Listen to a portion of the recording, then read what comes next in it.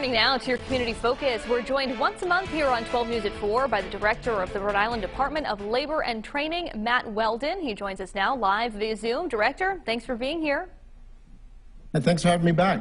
Well, let's start with the numbers today. One of the last times that we spoke with you, we had just come off of the end of many of the federal pandemic unemployment programs that we saw, which saw the number of claimants plummet from around 54,000 to roughly 9,000.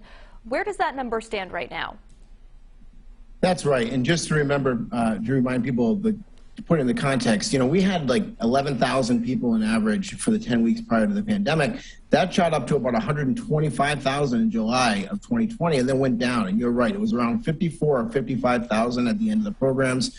Then it went down to 9,000 and change. And last week, we're down to 6,600 unique people collecting payments.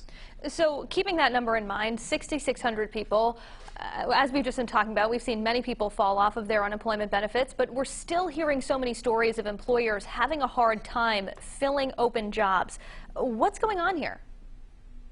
Well, this is a problem in Rhode Island and throughout the country, really. There's this worker shortage. And, one of the reasons for that shortage is because they're calling this the Great Resignation, which is there are more quits on record from April of this year and then again in July and August, more than ever. The thing that's interesting about that, though, is that the unemployment rates went down across the country. And so what that means is that people are leaving jobs, Kim, but they're not necessarily leaving the workforce. In fact, they're going to work somewhere else. So the question is really why. And I think government's role right now is to listen and to try to lend an ear and to be helpful, to find out why people aren't going to certain industries and can we help with job training and other resources. We want to be able to connect people with good, well-paying jobs, and that's our goal every single day. Yeah, I want to stay on the topic of this Great Resignation. As you mentioned, millions of people are leaving their jobs to embark on new careers or just sort of take some time to reassess. As someone who spends a lot of time thinking about the labor market, where do you think we go from here? I think, that we know the pandemic fundamentally changed the way that people live their lives. And I think a lot of people have paused and thought about new career opportunities or trying something they weren't ready to try before.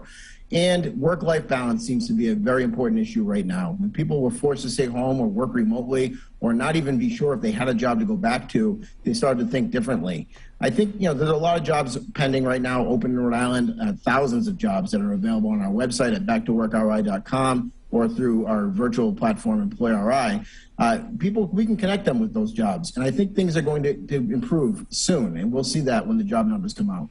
Yeah, we often talk about resources for job seekers, but I know the DLT also offers services to connect employers with people who are looking for work. What resources are available for them?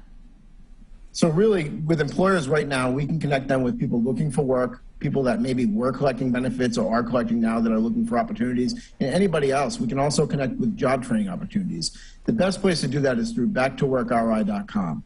Get enrolled with us, connect with us. We can host a virtual job fair. There are many things we can do. We really want to help you. And I also wanted to ask you about the DLT website. I understand it's gotten sort of a facelift. What should people expect, especially those who frequent that website? What looks different? So we're, now that we're able to focus on some other things, we're going in and making updates to different platforms like our website. It is much easier to use. It's nice, it's clean, it's fresh. And, statewide, they're going to be upgrading a lot of websites. I think that's a helpful tool for people. You can go right there and find out if we have job training resources or how to connect with programs and benefits like temporary disability or unemployment. Go to dlt.ri.gov and check out the upgrades. And something that we often check in with you about when we have you here, Director, is the status of that so-called pizza tracker that you're working on for the website so people can sort of track the status of their benefits and also call wait times. How's the progress going on both of those things? The pizza tracker status is we're still working on it, and I think I told you last time it's a very deliberate process for me. We put in a new technology with the same organization early in the pandemic to allow people to request their payments. That's gone very well. I want to make sure that whatever comes next has that same level of success. So it will be coming in the next few months. We're going to roll it out kind of slow, and then all of a sudden we'll hit the gas pedal and we'll get everybody using it. And as far as wait times, it is easier to get in touch with us now than it was before. Only a few thousand unique callers last week. We're staying on top of it. Try calling later in the week or call on Saturday mornings, and it may be easier to get through. A good tip. All right, the director of the Rhode Island DLT, Matt Weldon, thank you as always for your time. Thank you. Go Sox. Go Sox.